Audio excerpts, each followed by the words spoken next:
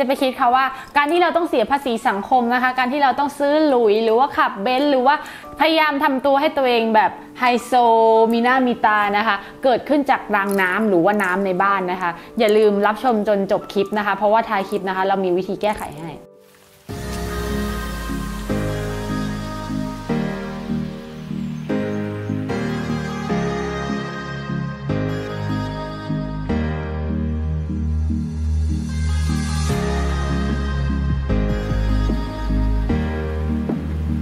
เข้าสู่ Talk Sense by อ๋อ Diary นะคะ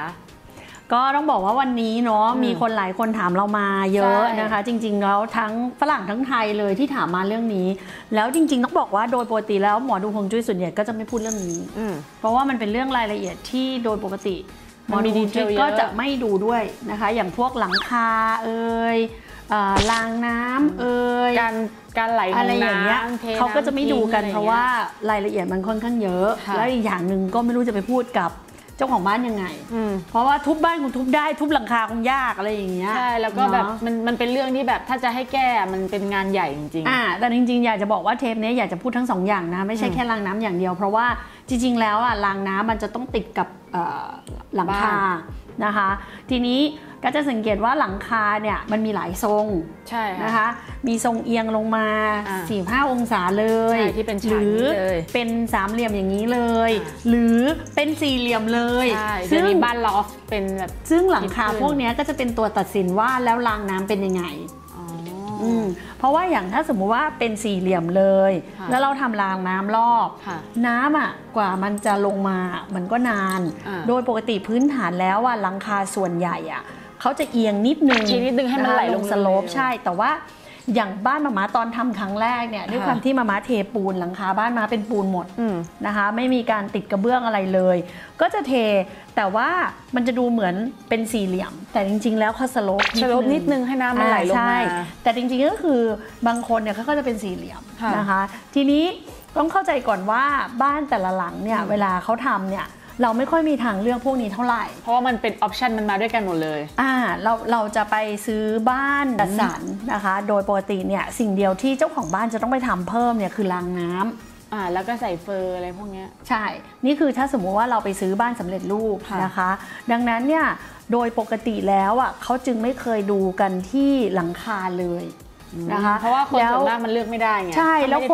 นหลายๆคนเนี่ยลืมนึกไปว่าหลังคามีสีใช่แล้วก็ซิดด้วยคือเดี๋ยวขอแซวก่อนคือมันมีคนลูกเพจบางคนที่แต่ก่อนเราแบบเอามาสอนทุกคนที่ดูอย่างเงี้ยค่ะเราบอกเขาไปว่าโอเคใช้สีแดงนะคะก็ไม่เปลี่ยนหลังคาบ้านสีแดงค่ะแต่พอมันอยู่ไปสักพักหนึ่ง3 ปีเงี้ยมันจะกลายเป็นสีชมพูซึ่งสีชมพูมันก็จะเป็นสีไม่ดีของบ้านทันทีเขาก็ต้องคือใครที่แบบอาจจะเคยดูแล้วเป็นลูกศิษย์หรือว่าก็จะเห็นเงี้ยเขาก็จะต้องรู้ว่าสีมีผลมากๆคือต่อให้คุณจะใช้แผ่นเดิมสีแดงแต่ถ้ามันซิดลงไปเงี้ยแต่มาก็ต้องยอมรับว่าเทคโนโลยีทำให้ฮวงจุ้ยง่ายขึ้นนะเพราะว่าอย่างสมัยก่อนเนี้ยถ้าสีในห้องน้ำเสียเราก็ต้องเปลี่ยนกระเบื้องอย่างเดียวปัจจุบันเนี้ยมันก็จะมีสีทากระเบื้องหรือว่าทาซ่อมใช่หรือว่าสีทาหลังคาตอนนี้มาก็เห็นว่ามีที่เมืองนอกนะแล้วเวลาเนี้ยถ้าสมมุติว่าหลังคารั่วก็ไม่ใช่รื้อทั้งหลังคาแล้วก็ซ่อมเป็นจุดได้ทีนี้มาก็มองว่าเทคโนโลยีมันทำให้ทุกอย่างเปลี่ยนไปอันนี้ก็ต้องยอมรับนะคะแต่ทีนี้เรามาเข้าเรื่องกันในลักษณะของการเทหลังคานะคะอย่างที่บอกนะคะคำว่าฮวงจุ้ยนะคะก็คือลมกับน้ำทีนี้มันก็อยู่ที่ทิศทางของลมกับน้ำที่เกิดขึ้นนะคะทีนี้ถ้าหลังคานะคะมันเอ็นไปด้านใดด้านหนึ่งเช่นเอ็นไปด้านผู้หญิงก็คือน้ำมันตกลงไปด้านผู้หญิงทีนี้พอมันเทลงไปด้านผู้หญิงเนี่ยถ้าเฉยๆนะลงไปถึงแล้วเป็นดินที่มีต้นไม้เป็นสวนเป็นอะไรน้ำนั้นน่ะมีประโยชน์ก็เหมือนกับเป็นน้ำรดน้ำต้นไม้อะไรไปพอมันเป็นน้ำที่มีประโยชน์ในขณะเดียวกันก็ต้องคอยดูว่ามันเซาะจนดินซุดหรือเปล่าเพราะถ้าน้ำเยอะไปหรือว่าอะไรเงี้ยดินก็จะซุดบ้านก็จะซุดบ้านก็จะมีผลอันนี้ก็ต้องระวังนะคะโดยปกติแล้วคนโบราณเนี่ยเขาจะพูดเลยว่าน้ำกับลมเนี่ยคือสิ่งสำคัญที่สุดของฮวงจุ้ยปัญหาคือน้ำนั้นเอาไปใช้ประโยชน์ได้หรือเปล่าคือจริงๆแล้วน้ำจากที่เดียวกันเนี่ยถ้าสมมติว่าเอาไปมีประโยชน์เนี่ยดีกับเจ้าของแต่ว่าถ้าน้ำนั้นกลายเป็นน้ำไร้ประโยชน์ก็จะส่งผลเสียใช่ถูกต้องยกตัวอย่างเช่น ถ้าเราไปซื้อบ้านทาวน์เฮาส์นะคะแล้วเราทำรางน้ำโดยปกติคนส่วนใหญ่จะทำรางน้ำแล้วก็ลงไปท่อน้ำทิ้งใช่ นั่นหมายความว่าเราก็จะเสียเงินในส่วนของภาษีแท็กของเรานี่แหละแล้วก็ค่าภาษีสังคมนะคะอย่างบ้านหม่าม้าหรือบ้านกั๊ดเงี้ยเราจะสังเกตว่าหม่าม้าจะให้น้ำไหลรวมกันที่เดียวแล้วลงไปสู่ต้นไม้ใบหญ้าเพื่อก่อประโยชน์แล้วก็จะทำให้เจ้าของบ้านเนี่ยมีฐานะที่มั่นคงขึ้นร่ำรวยขึ้นนะคะทีนี้อย่างที่บอกเมื่อกี้คือถ้าเอ็นไปทางผู้หญิงแล้วลงไปเจอต้นไม้หมายความว่าผู้หญิงที่บ้านหลังนั้นก็จะดีส่งเสริมเหมือนกันถ้ามันเอียงไปทางด้านผู้ชายก็คือด้านจะเป็นผู้ชายที่เสียเงินเยอะกว่าไม่ได้หมายความว่าผู้หญิงไม่เสียนะแต่ว่าคือถ้ามันเป็นธรรมชาติของบ้านหมายความว่าทั้งผู้ชายผู้หญิงจะเสียเหมือนกันแต่มันจะหนักไปที่ผู้ชายอ๋อก็คือผู้ชายจะหนักมือกว่าอะไรอย่างนี้พอไปเอ็นไปด้านนั้นยิ่งถ้าเอ็นไปทางผู้หญิงใช่ไหมคะแล้วข้างล่างเป็นปูนหมายความว่าภาระที่เกิดขึ้นผู้หญิงเขาก็จะเสียเงินไปกับญาติพี่น้องโคตรเงาสักหลาดหรืออะไรก็แล้วแต่ภาษีสังคมเขาจะเยอะกว่าผู้ชายอันนี้คือสำหรับแค่ท่อน้ำทิ้งที่ลาดลงไปแล้วลงนั้นหลังคาและท่อน้ำทิ้งที่ไปด้วยกันบ้านอย่างนี้ที่มันซ้ายขวาลงเท่ากันพอกันเลยทีนี้ก็ผู้หญิงกับผู้ชายช่วยกันเทนะคะ ก็คือเท่ากันเลยเสมอเราจะเห็นทางเชียงใหม่ส่วนใหญ่เนี่ยเขาจะเป็นจั่วแบบนี้ค่ะจั่วเป็นหลังคาจั่วแบบนี้สวยๆใช่ไหมเราจะเห็นเลยว่าคนเชียงใหม่อ่ะเขาจะเป็นคนที่รักหน้าตาตัวเองแล้วก็ห่วงลุคห่วงว่าคนอื่นจะมองเรายังไงแค่ว่าเราจะเป็นยังไงอันนี้แหละแล้วที่เราเรียกกันว่าภาษีสังคมค่ะแล้วทีนี้นะคะนอกจากทางเดินของน้ำเนี่ยนอกจากรางน้ำเนี่ยอย่างบางบ้านเนี่ยจริงๆไม่ช่องมาบ้านแหละบ้านกันเนี่ยที่ต่างจังหวัดอ่ะคือบ้านมันสูงมากไม่ต้องสูงขนาดขับขึ้นไปแค่เป็นเนินขึ้นไปบนบ้านน้ำก็เป็นแล้วก็เทน้ำไหลลงไปแบบน้ำทิ้งเราจะสังเกตนะพอเราเข้าบ้านเราบ้านม้าก็จะเห็นว่าเราก็ทำทางน้ำเหมือนกันให้ไหลลงเห็นปะแต่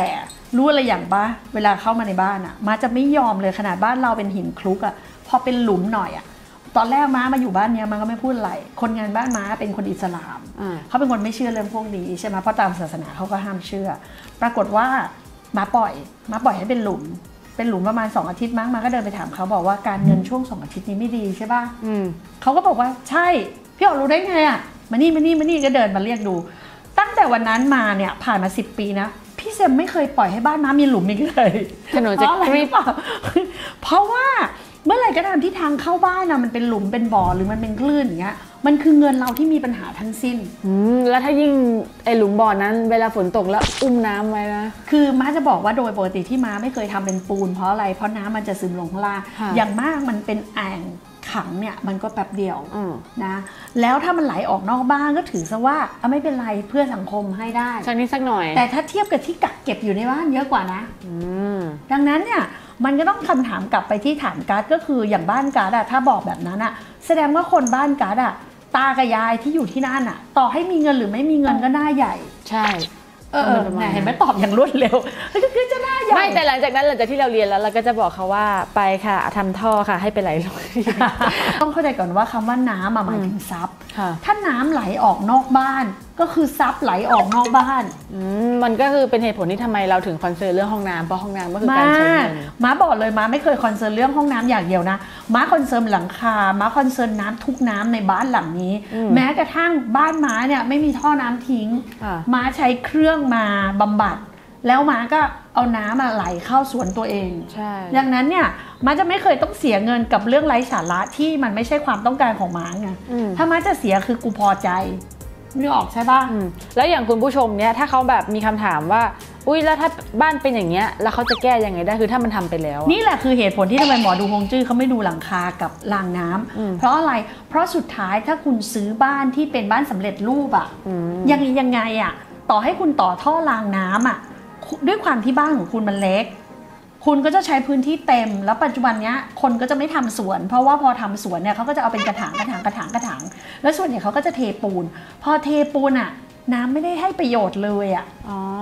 คือเราจะสังเกตว่าคนเมืองกันมองเข้าไปในคนเมือง ส่วนใหญ่ภาษีสังคมสูงมากอะสูงริบลิ่วนะ เพื่อนร่วมงาน เพื่อนร่วมงานงานแต่งงานงานบ้าบอคอแตกไปเต็มไปหมดเลย มันก็จะออกแนวนั้นหมดเลย ถ้าเป็นต่างจังหวัดเราจะสังเกตเลยว่าเวลาเขาเลี้ยงเนี่ย เขาเลี้ยง จะ ใหญ่ เลี้ยงเมื่อคนพวกนั้นมาช่วยเขา เช่นเรามีดำนาคนทุกคนมาช่วยเราก็จะเลี้ยงพวกเขาหรือเราล้มวัวล้มควายนู่นนั่นนี่คือมันก็จะมีอารยธรรมที่อยู่ตรงนั้น แล้วเราต้องยอมรับว่าโดยปกติคนโบราณอะน้ำฝนตกลงมาเนี่ยรีบเก็บเลยเอาไว้กินใช่ใช่มีโอ่งมีอะไรเอาไปลองแต่ปัจจุบันนี้กินไม่ได้นะคะถึงขั้นตายดังนั้นเนี่ยถึงได้บอกว่าถ้าเทียบแล้วเมื่อ 4-50 ปีที่แล้วภาษีสังคมไม่เท่าวันนี้แล้วต้องยอมรับด้วยภาษีสังคมไม่ใช่แค่การเอาไปให้คนอื่นนะการที่เราซื้อหลุยส์วิกตอง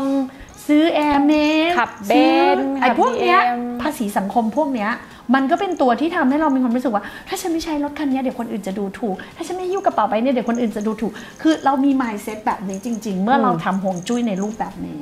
แล้วบ้านที่อยู่ตามเขาเรียกอะไรนะหมู่บ้านแล้วระบบมันเป็นของหมู่บ้านเนี่ยก็เราเสียเงินให้กับหมู่บ้านไม่เคยเห็นเนาะค่าส่วนกลางไงก็คือจะเสียไม่หยุดเสียไม่หยุดเสียแล้วเดี๋ยวหมู่บ้านก็จะบอกเราว่าเราต้องเก็บอันนี้ก็เราเอาเงินไปให้เขาอะไม่บอกว่าเราเอาเงินไปให้เขาคือน้ำเราไปอยู่กับเขานั่นหมายความว่าเราต้องเอาเงินให้เขาส่วนมากลูกหมู่บ้านก็จะมีค่าทำนุบำรุงค่านั้นค่าส่วนกลางมีการประชุมส่วนกลางต้องทำนู่นนั่นนี่ค่าบัตรเข้าหมู่บ้านอะไรอย่างเงี้ยเนี่ยอย่างเงี้ยมันก็จะเยอะขึ้นเรื่อยๆไงทีนี้ถ้าบอกว่าพี่อ๋อดูไม่แม่นก็ดีแล้วขอให้ไม่แม่นเพราะว่าจริงๆแล้วก็คือมึงหนีได้ก็เอาแต่มันเป็นเรื่องที่คิดไม่ถึงเลยนะใครจะไปคิดว่าการที่แบบฉันต้องเด่นต้องอะไรเงี้ยวิธีแก้ที่ม้าทำคืออะไรรู้ว่าสมมติว่าถ้าม้าซื้อบ้านโดยปกติคือไม่ดูเลยเพราะไม่อยากเครียดแล้วไม่อยากให้เจ้าบ้านเครียดใช่ไหมแต่ถ้าเป็นบ้านม้าซื้อเองสมมติม้าจะทำรางน้ำแล้วก็ให้มันเป็นไหลไปที่สวนก็คือหรือเอาไปที่โอ่งแล้วก็เอาน้ำนั้นเอาไว้ใช้ซักผ้าล้างลานรดน้ำต้นไม้คือก็จะใช้อย่างนั้นก็คือวิธีแก้นะคะใครที่ดูจนมาถึงตรงนี้แล้วอาจจะทุกคนจะนั่งขมวดคิ้วแบบโอ๊ยทำไงดีวะแล้วคุณจะแก้ยังไงก็